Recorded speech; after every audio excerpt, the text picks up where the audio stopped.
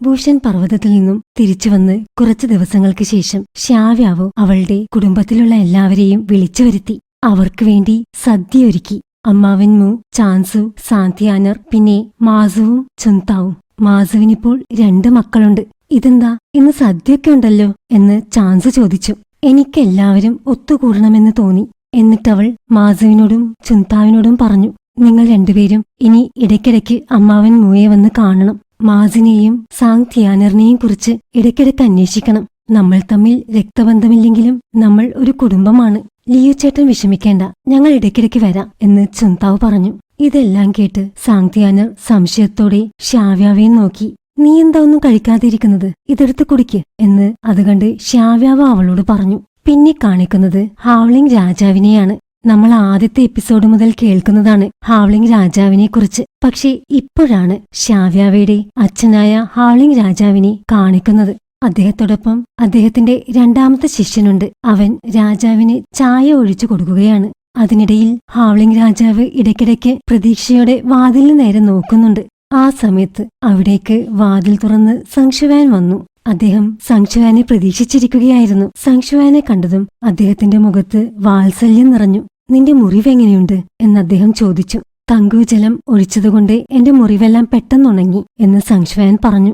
ചിങ്ഷുയിൽ നിനക്കുണ്ടായ അനുഭവങ്ങൾ വളരെ രസകരമായിരുന്നുവെന്നാണല്ലോ ഞാൻ കേട്ടത് എന്ന് രാജാവ് അവനോട് ചോദിച്ചു. ഞാൻ അങ്ങയുടെ ഉപദേശപ്രകാരം ഈ ലോകം മുഴുവൻ ചുറ്റി സഞ്ചരിച്ചു. ഈ ദാഹ്വാങ്ങിലെ ജനങ്ങളുടെ സന്തോഷങ്ങളും സങ്കടങ്ങളും അറിഞ്ഞു. അവരെക്കുറിച്ച് പഠിച്ചു. എല്ലാം നല്ല അനുഭവങ്ങളായിരുന്നു. ഞാൻ അങ്ങേക്ക് ആ കഥകളെല്ലാം പറഞ്ഞു തരാം എന്നവൻ പറഞ്ഞു. വേണം, നമുക്കാദ്യം നിന്നെ ചികിത്സിച്ച ആ വൈദ്യനിൽ നിന്ന് തന്നെ തുടങ്ങാം എന്ന് രാജാവ് പറഞ്ഞു. സംശുവാൻ പറഞ്ഞു, അവൻ ശരിക്കും എന്റെ ശത്രുവാണോ അതോ മിത്രമാണോ എന്ന് എനിക്കിപ്പോഴും ഉറപ്പില്ല. അവൻ ആദ്യം ഷാങ്ലുവിനെ സഹായിച്ചു. എന്റെ ശരീരത്തിൽ വിഷപ്രാണി കയറ്റി. പക്ഷേ അതിനുശേഷം അവൻ 2 തവണ എന്റെ ജീവൻ രക്ഷിച്ചു. അവന്റെ ഉദ്ദേശം എന്താണെന്ന് എനിക്ക് മനസ്സിലാവുന്നേയില്ല. ഇത് കേട്ട് രാജാവിന് സംശയമായി. വിഷങ്ങളെക്കുറിച്ച് നല്ല അറിവുള്ള ഒരു വൈദ്യൻ, അതുമാത്രമല്ല അവന് വിഷപ്രാണികളെ നിയന്ത്രിക്കാനും അറിയാം. പെട്ടെന്നെന്തോ മനസ്സിലായതുപോലെ രാജാവ് അവനോട് പറഞ്ഞു, നീ ഉടനെ ചിങ്ഷയിലേക്ക് പോവണം. എന്നിട്ട് ആ വൈൻ ഷാവ്ലിയുവിനെ എന്റെ അടുത്തേക്ക് കൊണ്ടുവരണം. ഗുരു, വെൻ ഷാവ്ലിയു ശരിക്കും ആരാണ് എന്ന് സംശുവാൻ ചോദിച്ചു. അവൻ എനിക്കറിയാവുന്ന ഒരാളാവാൻ സാധ്യതയുണ്ട്. ഞാൻ അവനെ എത്രയും പെട്ടെന്ന് ഈ വൂഷൻ പർവ്വതത്തിലേക്ക് കൊണ്ടുവരാം. കുറച്ചു ദിവസങ്ങൾ കഴിഞ്ഞു. ശ്യാവ്യാവോ അവളുടെ സാധനങ്ങളൊക്കെ പാക്ക് ചെയ്യാണ്. എവിടെയോ യാത്ര പോവാനിറങ്ങുന്നത് പോലെ. ആ സമയത്ത് അവിടെ ഈശിച്ചു വന്നു. അവൻ ഇത് കണ്ടു. നീ ഇവിടം വിട്ട് പോവാണോ എന്നവൻ ചോദിച്ചു. അത് ഞാനെന്തിന് നിന്നോട് പറയണം? നമ്മൾ തമ്മിൽ എന്താണ് ബന്ധം? നിന്റെ വീട് ചിൻചൈ മലയിലാണ്. നീ അങ്ങോട്ട് തിരിച്ചുപോയിക്കോ എന്നവൾ അവനോട് പറഞ്ഞു. നിന്നെ ഇവിടെ വിട്ടിട്ട് ഞാൻ എങ്ങും പോവില്ല. ഞാൻ ഇത്രയും നേരം പറഞ്ഞതൊന്നും നീ കേട്ടില്ലേ? നീ നിന്റെ വീട്ടിലേക്ക് തിരിച്ചുപോ. നീ യേശീച്ചിയല്ല, തൂഷാൻജിങ് ആണ്. നമ്മൾ തമ്മിൽ ഒരു ബന്ധവുമില്ല, മനസ്സിലായോ? എനിക്ക് തൂഷാൻജിങ് ആവാൻ ഇഷ്ടമല്ല. എനിക്ക് യേശീച്ചി ആവാനാണ് ഇഷ്ടം. നീ മാസുവിനും ചാൻസുവിനും ഒരു കുടുംബമുണ്ടാക്കി കൊടുത്തു. അമ്മാവൻ മൂവിന് വേണ്ടതൊക്കെ ചെയ്തു കൊടുത്തു. നീ എവിടെയോ പോവാനുള്ള ഒരുക്കത്തിലാണ്. അതെങ്ങോട്ടാണെങ്കിലും ഞാൻ കൂടെ വരാൻ തയ്യാറാണ് എന്ന് പറഞ്ഞ് അവൻ അവിടെ നിന്നും പോയി. യേശിച്ചു പോയി കഴിഞ്ഞപ്പോൾ ശ്യാവ്യാവോ സങ്കടത്തോടെ ഒരു വിശറിയെടുത്ത് മുഖം മറച്ച് മുറ്റത്തുള്ള കസേലയിലിരുന്നു. അപ്പോഴാരോ അടുത്ത് വന്നു നിന്നതുപോലെ അവൾക്ക് തോന്നി. യേശിച്ച് തിരിച്ചു വന്നതാണെന്നാണ് അവൾ കരുതിയത്. പക്ഷേ നോക്കിയപ്പോൾ അത് സംശുവാനായിരുന്നു. ഇപ്പോൾ പഴയ വസ്ത്രങ്ങളൊന്നുമല്ല, ഹാവ്ലിങ്ങിന്റെ രാജകുമാരന്റെ വേഷത്തിലാണ് അവൻ അവിടെ വന്നിരിക്കുന്നത്. ശുവാൻ ചേട്ടനോ? ചേട്ടനെന്താ ഇവിടെ? ഞാൻ ആ വിഷപ്രാണിയെ എടുത്തു കളഞ്ഞു. അതറിഞ്ഞില്ലേ? അതറിഞ്ഞു. ഞാൻ വന്നത് മറ്റൊരു കാര്യത്തിനാണ്. എന്റെ ഗുരുവിന് നിന്നെ കാണണമെന്ന് പറഞ്ഞു. അത് കേട്ട് അവളൊന്ന് പതറി. അറിയാതെ ആ കസേലയിൽ അവൾ വീണ്ടും ഇരുന്നുപോയി. സംശുവാനും അടുത്തുള്ള ഒരു സ്റ്റൂളിലിരുന്നു. ചേട്ടന്റെ ഗുരുവോ? ചേട്ടന്റെ ഗുരു എന്നെ കാണണമെന്ന് പറഞ്ഞാൽ ഞാൻ എന്തിനു വന്ന് കാണണം? അവളുടെ ശബ്ദത്തിന് നല്ല പതർച്ചയുണ്ട്. ഇത് കേട്ട് സംശുവാൻ പറഞ്ഞു, ഞാൻ നേരെ കാര്യത്തിലേക്ക് വരാം. എന്റെ ശരിക്കുമുള്ള പേര് ഷിയാൻ സംശുവാൻ. ഞാൻ ഷിയാൻ രാജാവിന്റെ കൊച്ചുമകനാണ്. എന്റെ ഗുരു ഹാവ്ലിംഗ് രാജാവാണ്. തിരുമനസേ, അങ്ങയെ കാണാൻ കഴിഞ്ഞതിൽ സന്തോഷം. പക്ഷേ ഞാൻ ചിങ്ഷുയിലെ ഒരു സാധാരണക്കാരൻ മാത്രമാണ്. ഞാൻ ഷിയാനിൽ നിന്നോ ഹാവ്ലിംഗിൽ നിന്നോ വന്നവനല്ല. ഞാൻ വൂഷൻ പർവ്വതത്തിലായിരുന്നപ്പോൾ എന്റെ ഗുരുവിനോട് നിന്നെക്കുറിച്ച് പറഞ്ഞു. പെട്ടെന്ന് അദ്ദേഹം നിന്നെ കൂട്ടിക്കൊണ്ടുവരാൻ പറഞ്ഞു. എന്തുകൊണ്ടാണെന്ന് എനിക്കറിയില്ല എന്ന് സംശുവാൻ പറഞ്ഞു. ഞാൻ വരില്ല. ഇത് ചക്രവർത്തിയുടെ കൽപ്പനയാണ്. നിനക്കത് നിരസിക്കാൻ കഴിയില്ല. ഷാലു, നീ ഞാൻ പറയുന്നതനുസരിക്ക്. എനിക്ക് നിന്റെ മേൽ ബലം പ്രയോഗിക്കാൻ താല്പര്യമില്ല. ഞാൻ വരാം, പക്ഷേ എനിക്ക് കുറച്ച് സമയം വേണം. ഞാൻ നിനക്ക് 4 മണിക്കൂർ സമയം തരും. വേഗം നിന്റെ സാധനങ്ങളൊക്കെ എടുത്തു വെക്ക്. യാത്ര പറയാനുള്ളവരോടൊക്കെ പെട്ടെന്ന് യാത്ര പറയും. ഇന്ന് സൂര്യൻ അസ്തമിക്കുന്നതിനു മുമ്പേ ഇവിടെ നിന്നും പുറപ്പെടണം. അതിനിടയ്ക്ക് നീ എന്തെങ്കിലും സൂത്രമൊപ്പിക്കാൻ ശ്രമിച്ചാൽ എന്ന് പറഞ്ഞ് അവൻ ശക്തി ഉപയോഗിച്ച് ഷാവ്യാവയെ കസേലയിൽ നിന്നും തള്ളി താഴേക്കിട്ടു. ഇതേസമയം ഷാങ്ലു വേഷം മാറി ജിന്തിയൻ താഴ്വര എന്നൊരു സ്ഥലത്തേക്ക് വന്നു. അവിടെ ആയുധമുണ്ടാക്കുന്നതിൽ നല്ല കഴിവുള്ള ഒരു പെൺകുട്ടിയുണ്ട്. അവളുടെ പേര് ജിന്തിയൻ ഷിൻചൻ എന്നാണ്. ഏതുതരം ആയുധങ്ങൾ ഉണ്ടാക്കാനും അവൾക്കൊരു പ്രത്യേക കഴിവുണ്ട്. അവൻ അവളോട് ഒരു പ്രത്യേകതരം അമ്പും വില്ലും ഉണ്ടാക്കാൻ ആവശ്യപ്പെട്ടു. അതിനുവേണ്ട എല്ലാ സാധനങ്ങളും ഞാൻ എത്തിച്ചു തരും എന്നവൻ പറഞ്ഞു. ആ, എന്നാൽ ഞാൻ ഉണ്ടാക്കിത്തരാം. ഈ സമയത്തും സംശയൻ ഷാവ്യാവയ്ക്ക് വേണ്ടി കാത്തിരിക്കുകയാണ്. ഷാവ്യാവ് വീടിനകത്ത് നിൽക്കുകയാണ്. അവിടെ നിന്നും രക്ഷപ്പെടാനുള്ള വഴികളാണ് അവൾ ആലോചിക്കുന്നത്. അവൾക്കൊരു ബുദ്ധി തോന്നി. അവളൊരു വടിയെടുത്ത് ശക്തിയായി അവളുടെ കാലിലടിച്ചു. അവളുടെ കാലിൽ വേദനിച്ചാൽ ഷാങ്ലിയും ആ വേദന അറിയുമല്ലോ. അപ്പോഴാണ് ജുന്നി അവിടേക്ക് വരുന്നത്. പുറത്തുനിന്നും ചിൻഷയിലേക്കുള്ള എല്ലാ വഴികളും ഞങ്ങൾ അടച്ചു കഴിഞ്ഞു എന്നവൻ സംശുവാനോട് പറഞ്ഞു. ഷാങ്ലുവിന് ഇനി വരാൻ കഴിയില്ലെന്ന് അവൾക്ക് മനസ്സിലായി. പുറത്തുനിന്നും ആർക്കും കടക്കാൻ കഴിയാത്ത വിധത്തിൽ ഷിയാൻ സൈന്യം ചിങ്ഷയെ വളഞ്ഞിരിക്കുകയാണല്ലോ. അതുകൊണ്ട് ചിങ്ഷെ പട്ടണത്തിനകത്തുള്ള ഒരാൾക്ക് മാത്രമേ ഇനി അവളെ സഹായിക്കാൻ കഴിയൂ എന്നവൾക്ക് മനസ്സിലായി. അത് തൂഷാൻജിങ് ആണ്. ഉടനെ അവൾ പുറത്ത് സംശുവാന്റെ അടുത്ത് വന്ന് പറഞ്ഞു. ശിവാൻ ചേട്ടാ, ഞാൻ 30 വർഷങ്ങളായി ഈ ചിങ്ഷയിൽ ജീവിക്കുന്നു. ഞാനൊന്ന് എന്റെ അയൽക്കാരോടൊക്കെ യാത്ര പറഞ്ഞു വരട്ടെ. അവൻ സമ്മതിച്ചു. ഉടനെ ഷാവ്യാവോ സാങ് തിയാനറിനടുത്തെത്തി. സാങ് തിയാനറാണ് ഇപ്പോൾ ആ വൈദ്യശാലയുടെ എല്ലാ കാര്യങ്ങളും നോക്കുന്നത്. ഷാവ്യാവ് പോവുകയാണെന്ന് സാങ് തിയാനറിന് മനസ്സിലായി കഴിഞ്ഞിരുന്നു. മറ്റുള്ളവരോടെല്ലാം ഞാൻ പോയ കാര്യം നീ അറിയിക്കണം. വിധിയാണ് മനുഷ്യരെ തമ്മിൽ അടുപ്പിക്കുന്നതും അകറ്റുന്നതും. ഇത്രയും കാലം നിങ്ങളോടൊപ്പം കഴിയാൻ കഴിഞ്ഞത് തന്നെ ഒരു അനുഗ്രഹമാണ്. നീ അമ്മാവൻ മൂയെ നന്നായി നോക്കണം. നീ മിടുക്കിയാണ്. ചുന്താവിന്റെ ദേഷ്യമൊന്നും നീ കാര്യമാക്കണ്ട. ചുന്താവിനും മാസുവിനും ഇനി നീയും ചാൻസവും മാത്രമേയുള്ളൂ. നിങ്ങൾക്കും അവരേ ഉള്ളൂ. ശരി എന്ന് സാന്ത്യാനർ പറഞ്ഞു. ഷാവ്യാവ് അവിടെ നിന്നും ഇറങ്ങി ചിൻഷി പട്ടണത്തിലൂടെ നടന്നു. പോകുന്ന വഴിയിൽ അവൾ കഥ പറയുന്ന ഭൂതത്തെ കണ്ടു. അതിനുശേഷം കുട്ടിച്ചാത്തൻ പെണ്ണിനെ കണ്ടു. ചുന്താവിന്റെ അച്ഛന്റെ കടയും വഴിയിൽ തന്നെയാണ്. അവസാനം അവൾ അധികാരി യുവിന്റെ വീട്ടിലെത്തി. അവിടെയാണ് തുഷാൻജിങ് ഇപ്പോൾ കഴിയുന്നത്. ഷാവ്യാവയെ സഹായിക്കുക എന്നാൽ ഷിയാൻ രാജാവിനെയും ഹാവ്ലിംഗ് രാജാവിനെയും എതിർക്കുക എന്നാണ് അർത്ഥം. തുഷാൻജിങ് അതിന് തയ്യാറാവുമോ എന്നൊരു സംശയം അവൾക്കുണ്ട്. അവൾ തുഷാൻജിങ്ങിനോട് പറഞ്ഞു. ഷിയാൻ സംശുവാൻ എന്റെ വീട്ടിലെത്തിയിട്ടുണ്ട്. ഹാവ്ലിംഗ് രാജാവിന് എന്നെ കാണണമെന്നാണ് പറയുന്നത്. പക്ഷേ എനിക്ക് ഹാവ്ലിംഗിലേക്ക് പോണ്ട. എനിക്ക് ഇവിടെ നിന്നും രക്ഷപ്പെടണം. വേണമെങ്കിൽ നിനക്ക് വേണ്ടി ഞാൻ അവരോട് സംസാരിക്കാം എന്ന് തുഷാൻജിങ് അവളോട് പറഞ്ഞു നോക്കി. സംസാരിക്കാനൊന്നുമില്ല. തുഷാൻ കുടുംബത്തിന് ചിങ്ഷയിൽ നിന്നും പുറത്തു കടക്കാൻ രഹസ്യമായ പാതകളുണ്ടാവില്ലേ? എന്നെ ഇവിടുന്ന് രക്ഷപ്പെടാൻ സഹായിക്കണം. ശരി എന്നവൻ പറഞ്ഞു. നമ്മളിവിടുന്ന് രക്ഷപ്പെടുക എന്നാൽ ഹാവ്ലിംഗ് രാജാവിനെ പിണക്കുകയാണ് എന്നാണ് അർത്ഥം. ഷിയാൻ സംശുവാൻ എന്തായാലും നമ്മളെ കണ്ടെത്തി കൊല്ലും. അവരുടെ കയ്യിൽ നിന്നും എങ്ങനെയെങ്കിലും രക്ഷപ്പെട്ടാൽ തന്നെ നീ ഷിയാൻ രാജാവിനെയും ഹാവ്ലിംഗ് രാജാവിനെയും പിണക്കുകയാണ് എന്നറിയാലോ. അവളോട് മറുപടി പറയാതെ തുഷാൻജിങ് വേലക്കാരിയോട് പറഞ്ഞു. ജി, പോകാനുള്ള തയ്യാറെടുപ്പുകളെല്ലാം ചെയ്യൂ. തുഷാൻജിങ്ങിന്റെ വേലക്കാരി അവനുള്ള വസ്ത്രങ്ങളുമായി വന്നു. പക്ഷേ വഴിയിൽ വെച്ച് ഫങ് യിങ് ഇത് കണ്ടു. എന്നാലും അവൾ ഒന്നും പറഞ്ഞില്ല. വേലക്കാരി പോകാനുള്ള സാധനങ്ങളുമായി വന്നപ്പോൾ തന്നെ തുഷാൻജിങ്ങും ഷാവ്യാവയും അവിടെ നിന്നും പോകാനായി ഇറങ്ങി. പക്ഷേ അവന്റെ വേലക്കാരി ജിങ്ങിയെ അവനെ തടഞ്ഞു. അങ്ങേ ചെയ്യുന്നത് അങ്ങയുടെ ജീവൻ ആപത്താണ് എന്നവൾ കരഞ്ഞുകൊണ്ട് പറഞ്ഞു. നീ 3 ദിവസത്തിനുള്ളിൽ ചിൻചയിലേക്ക് തിരിച്ചു പോകണം. ഞങ്ങൾ രക്ഷപ്പെടുകയാണെങ്കിൽ ഞാനും ചിൻചയിലേക്ക് തിരിച്ചെത്തും.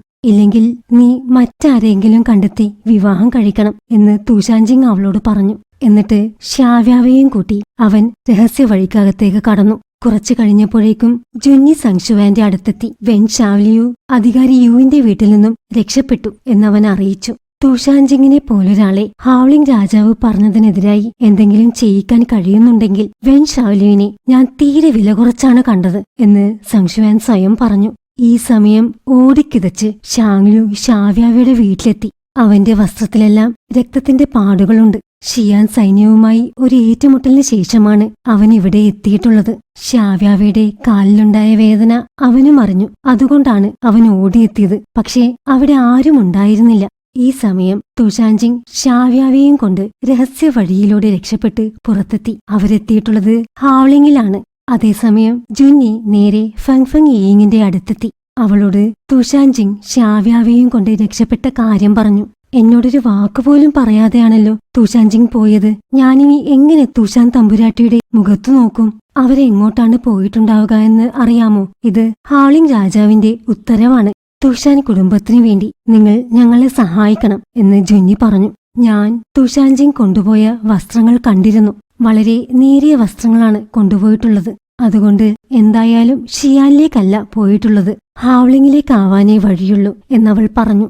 രാത്രിയായി. തുഷാൻജിങ് ഷാവ്യാവയെയും കൊണ്ട് ഒഴിഞ്ഞ ഒരു വീട്ടിലെത്തി. ഷാവ്യാവ അവനോട് പറഞ്ഞു, നിനക്കിവിടെ നിന്നും രക്ഷപ്പെട്ട് ചിൻചേ മലയിലേക്ക് തിരിച്ചു പോവാൻ കഴിഞ്ഞില്ലെങ്കിൽ പിന്നെ ഈ ലോകത്ത് തുഷാൻജിങ് ഉണ്ടാവില്ല. നീ എപ്പോഴും യേശിച്ചിയായി കഴിയേണ്ടി വരും. തുഷാൻജിങ് വെറുമൊരു തമാശയാണ് എന്ന് പറഞ്ഞ് അവൻ അവന്റെ കഥ പറയാൻ തുടങ്ങി. ഞാനും എന്റെ ചേട്ടനും ഒരുമിച്ചാണ് വളർന്നത്. ചേട്ടന് എന്നെ വലിയ കാര്യമായിരുന്നു. ചേട്ടൻ ഒരു പരിശ്രമശാലിയായിരുന്നു. ചെറുപ്പത്തിൽ തന്നെ ആയോധന വിദ്യ അഭ്യസിച്ചിട്ടുണ്ട് ചേട്ടൻ. ഓരോ അടവും നന്നായി വശമാവുന്നതുവരെ ചേട്ടനത് വീണ്ടും വീണ്ടും ചെയ്തു നോക്കും. തുഷാൻജിങ്ങിന് സംഗീതം അഭ്യസിക്കാനായിരുന്നു താൽപര്യം. ഒരു ദിവസം തുഷാൻജിങ് സംഗീതം അഭ്യസിച്ചുകൊണ്ടിരുന്നപ്പോൾ മുകളിൽ നിന്നും ഒരു ഓടിന്റെ കഷ്ണം അവന്റെ തലയിലേക്ക് വീണു. പക്ഷേ ഓട് അവന്റെ തലയിൽ കൊള്ളുന്നതിനു മുമ്പ് ചേട്ടൻ അതിനിടയിൽ വന്നു നിന്നു. അതുകൊണ്ട് ഓട് ചേട്ടന്റെ തലയിലാണ് കൊണ്ടത്. അവന്റെ ചേട്ടന്റെ തലപൊട്ടി ചോര ഒഴുകാൻ തുടങ്ങി. ഇത് കണ്ട് അവരുടെ അമ്മ ഓടി വന്നു. പക്ഷേ അവർ മൂത്ത കുട്ടിയെ ശ്രദ്ധിച്ചതേയില്ല. തുഷാൻജിങ്ങിന് എന്തെങ്കിലും പറ്റിയോ എന്നായിരുന്നു അവരുടെ പരിഭ്രമം മുഴുവൻ. അവരുടെ അമ്മ എപ്പോഴും അങ്ങനെയായിരുന്നു. ചേട്ടന് ഒരിക്കലും അമ്മയുടെ സ്നേഹം ലഭിച്ചിരുന്നില്ല. അമ്മയുടെ അംഗീകാരം കിട്ടാനായി ചേട്ടൻ എപ്പോഴും പരിശ്രമിച്ചുകൊണ്ടേയിരുന്നു. പക്ഷേ അമ്മ എപ്പോഴും ചേട്ടനെ ഇടിച്ചു താഴ്ത്തും. അമ്മയുടെ അവസാനകാലത്ത് കിടപ്പിലായപ്പോഴും ചേട്ടൻ അമ്മയെ പരിചരിക്കാൻ ചെല്ലുമായിരുന്നു. അപ്പോൾ അമ്മ ചേട്ടന്റെ കയ്യിലുണ്ടായിരുന്ന പാത്രം തട്ടിമാറ്റി, എന്റെ മുന്നിൽ നിന്നും കടന്നുപോ, എനിക്ക് നിന്നെ കാണുന്നതേ വെറുപ്പാണ് എന്നാണ് അമ്മ പറഞ്ഞത്. അമ്മ എന്തിനാണ് ഇങ്ങനെ പക്ഷപാതം കാണിക്കുന്നത്? ഞാൻ എന്തൊക്കെ ചെയ്താലും അമ്മ അവനെ മാത്രമാണല്ലോ നല്ലതെന്ന് പറയുന്നത്. നീ ഒരിക്കലും നിന്റെ സഹോദരനെ പോലെ ആവില്ല. അവന്റെ കാലിന്റെ പെരുവിരലിന്റെ അത്ര നന്മ പോലും നിനക്കില്ല. എനിക്ക് നിന്നെ ഇനി കാണണ്ട, എന്റെ മുന്നിൽ നിന്നും കടന്നുപോ എന്ന് അമ്മ അവനോട് പറഞ്ഞു. കുറച്ചു ദിവസങ്ങൾക്കുള്ളിൽ അമ്മ മരിച്ചുപോയി. അതോടെ ചേട്ടൻ വല്ലാത്ത ദുഃഖത്തിലായി.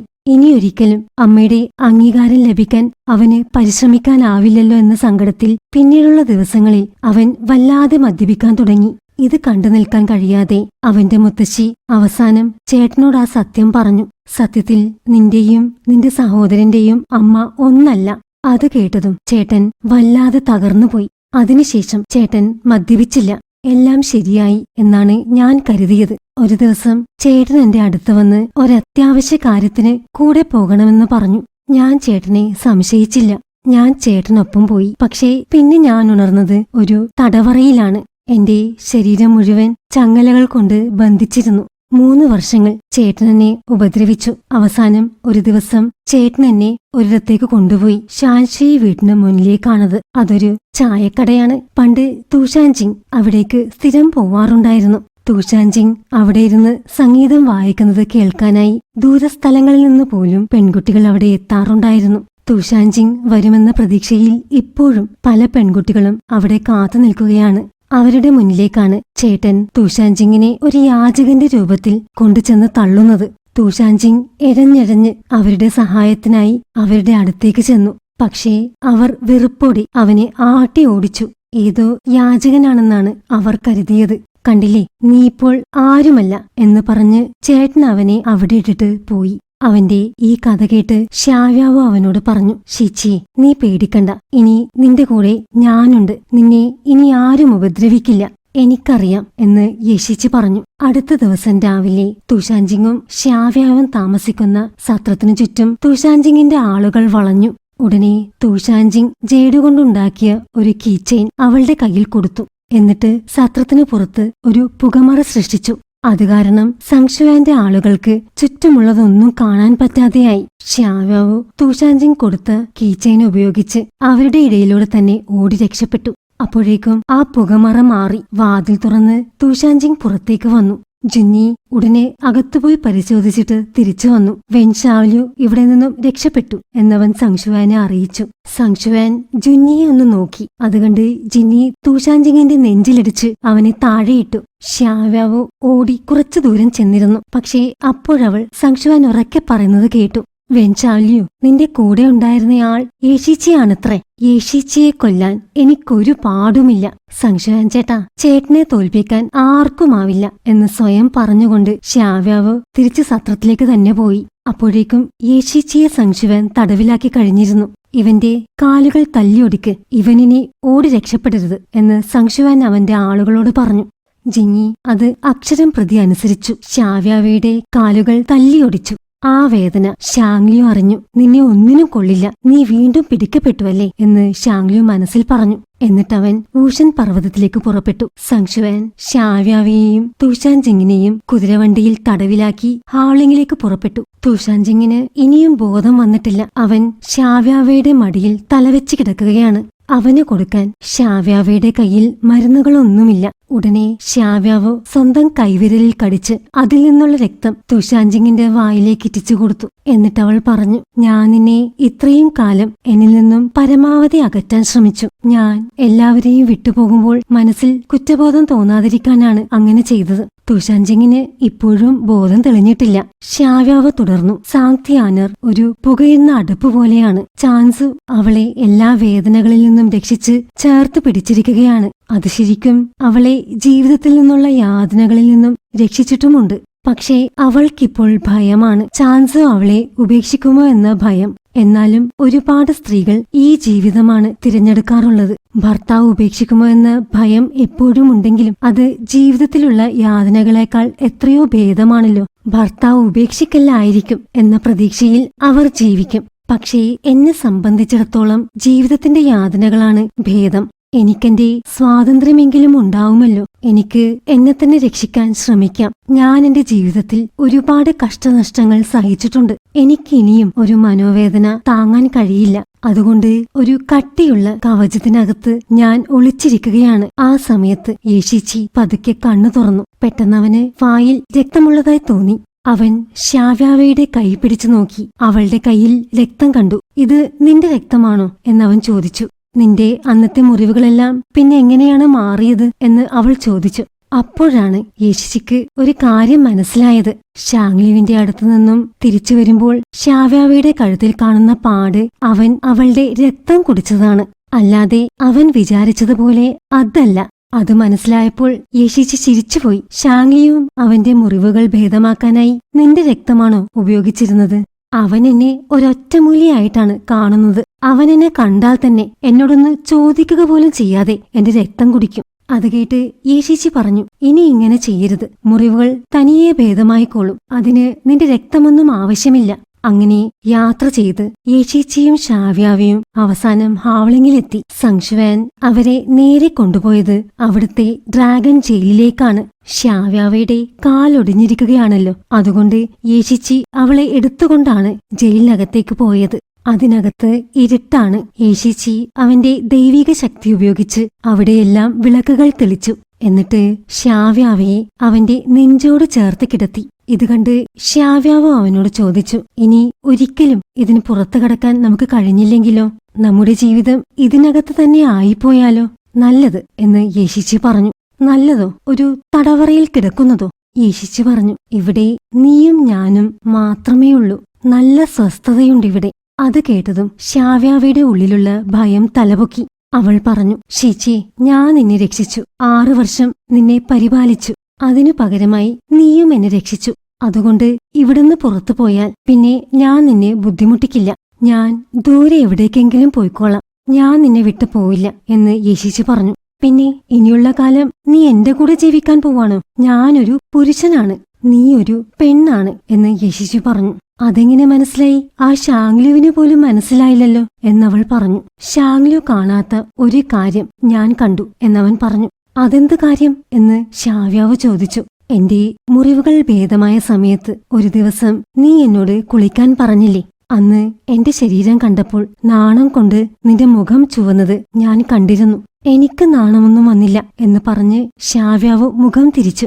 ഇത് കണ്ട് യേശിച്ചി പറഞ്ഞു, എന്റെ ചേട്ടൻ എന്നെ പീഡിപ്പിച്ച ആ 3 വർഷങ്ങൾ ഒരു മരിച്ചുപോയ മനുഷ്യനെ പോലെയാണ് ഞാൻ ജീവിച്ചത്. എനിക്ക് ജീവിതത്തിൽ ഒരു പ്രതീക്ഷയുമില്ലായിരുന്നു. അപ്പോഴാണ് നീ എന്നെ രക്ഷിച്ചത്. നീ എന്നോട് തമാശകൾ പറഞ്ഞു, എന്റെ മുടി ചീകിത്തന്നു, എനിക്ക് ഭക്ഷണം വാരിത്തന്നു. ആ സമയത്ത് മുറിവുകൾ കൊണ്ട് എന്റെ ശരീരം വികൃതമായിരുന്നു. എനിക്ക് തന്നെ എന്റെ ശരീരത്തിലേക്ക് നോക്കാൻ ഭയമായിരുന്നു. പക്ഷേ നീ ഒരറപ്പുമില്ലാതെ എന്നെ പരിചരിച്ചു. അന്ന് നിന്റെ മുഖം ചുവന്നത് കണ്ടപ്പോൾ ജീവിതത്തിലേക്ക് തിരിച്ചു വരുന്നത് പോലെ എനിക്ക് തോന്നി. നിന്റെ കണ്ണിൽ ഞാനൊരു പുരുഷനാണ്. അന്ന് എന്റെ അടുത്തു നിന്നും നാണം കൊണ്ട് ഓടിപ്പോയപ്പോൾ നീയൊരു പെണ്ണല്ലെന്ന് ഞാൻ എങ്ങനെ തിരിച്ചറിയാതിരിക്കും? ഇതെല്ലാം കേട്ട് ശ്യാവ്യാവ് ചമ്മിയിരിക്കുകയാണ്. ഞാൻ അന്ന് തീരുമാനിച്ചതാണ് നിന്നെ ഒരിക്കലും വിട്ടുപോവില്ലെന്ന് എന്ന് പറഞ്ഞ് യേശിച്ചി അവളെ കെട്ടിപ്പിടിച്ചു. എനിക്ക് തുഷാൻജിങ് ആവണ്ട, എനിക്ക് ആരോടും പ്രതികാരവും ചെയ്യണ്ട. പക്ഷേ എന്റെ ചേട്ടൻ നിന്നെയും നിന്റെ കൂടെയുള്ളവരെയും ഉപദ്രവിക്കുമോ എന്ന് എനിക്ക് പേടിയുണ്ട്. അതുകൊണ്ട് എനിക്ക് തിരിച്ചു പോണം. ഞാൻ ചേട്ടന്റെ കൺമുന്നിൽ തന്നെ ഉണ്ടെങ്കിൽ അവൻ മറ്റുള്ളവരെ ഉപദ്രവിക്കില്ല. എന്റെ അമ്മയാണ് ഞാനും ഫെങ് ഫെങ് യീങ്ങും തമ്മിലുള്ള വിവാഹം ഉറപ്പിച്ചത്. ഞാൻ അവളെ ഒരിക്കലും പ്രണയിച്ചിട്ടില്ല. അവൾ ചിങ്ഷയിലേക്ക് വരുന്നതിനു മുമ്പ് ഞാൻ അവളെ കണ്ടിട്ടുപോലുമില്ല. ഈ വിവാഹത്തിൽ നിന്നും ഞാൻ പിന്മാറുകയാണെന്ന് ഞാൻ എന്റെ വീട്ടിൽ പറയും.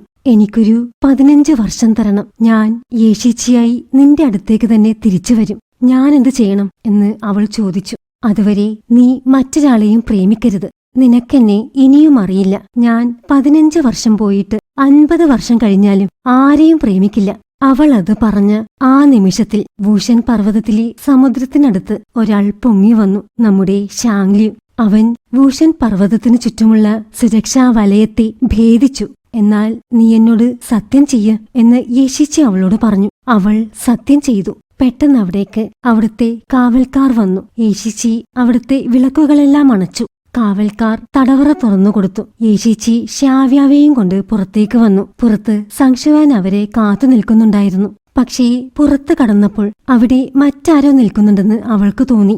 യേശിച്ചിയോട് കടൽ തീരത്തേക്ക് കൊണ്ടുപോകാൻ അവൾ പറഞ്ഞു. നോക്കിയപ്പോൾ ഷാങ്ലി അവിടെ നിൽക്കുന്നുണ്ട്. ഉടനെ കാവൽക്കാർ അവനെ എതിരിടാൻ തയ്യാറായി നിന്നു. അതൊന്നും മൈൻഡ് ചെയ്യാതെ ഷാങ്ലിയു ശ്യാവ്യാവോട് ചോദിച്ചു, നീ എന്താണെന്ന് ചെയ്തത്? നിന്റെ കാലിലെ എല്ലുകൾ ഒടിഞ്ഞിട്ടുണ്ടല്ലോ. ശ്യാവ്യാവയുടെ വിഷപ്രാണി ഇപ്പോൾ അവന്റെ ശരീരത്തിലാണുള്ളതെന്ന് അവൻ മറ്റുള്ളവർക്ക് ഒരു ഹിന്റ് കൊടുക്കുക കൂടിയാണ് ചെയ്യുന്നത്. അവൾ നോക്കിയപ്പോൾ അവന്റെ വസ്ത്രത്തിലെല്ലാം രക്തത്തിന്റെ പാടുകളുണ്ട്. ഷാങ്ലു പറഞ്ഞു, ഈ സമുദ്രം മലയുടെ അടിയിലാണുള്ളത്. അവൻ പറഞ്ഞത് ശ്യാവ്യാവയ്ക്ക് മനസ്സിലായി. അവൾ സമുദ്രത്തിലേക്ക് ചാടുകയാണെങ്കിൽ അവൻ അവളെ സമുദ്രത്തിനടിയിൽ നിന്നും രക്ഷിക്കും. പക്ഷേ വൂഷൻ പർവ്വതത്തിലുള്ളവർക്ക് നന്നായി നീന്തലറിയാം. അതുകൊണ്ട് അവർക്ക് രക്ഷപ്പെടാനുള്ള സാധ്യത വളരെ കുറവാണ്. മാത്രമല്ല അവർ രക്ഷപ്പെട്ടാൽ ഷീച്ചിയുടെ കാര്യം അപകടത്തിലാവും. അതുകൊണ്ട് അവൾ ഷാങ്ലിയുവിനോട് പറഞ്ഞു, എനിക്കിവിടെ കുഴപ്പമൊന്നുമില്ല, നീ തിരിച്ചുപോയിക്കോ. എനിക്ക് നിന്നോട് കൂടുതൽ ബാധ്യതകൾ ഉണ്ടാക്കാൻ കഴിയില്ല. ഷാങ്ലിയുവിന് അത് കൊണ്ടു. എന്നാലും അവൻ പറഞ്ഞു, നീ എനിക്ക് ഒരു പ്രതിജ്ഞ ചെയ്തു തന്നിട്ടുണ്ട്, അത് മറക്കരുത്. ചത്തുപോയവർക്ക് പ്രതിജ്ഞ നിറവേറ്റാൻ കഴിയില്ല. എനിക്ക് മരണത്തെ പേടിയാണ്.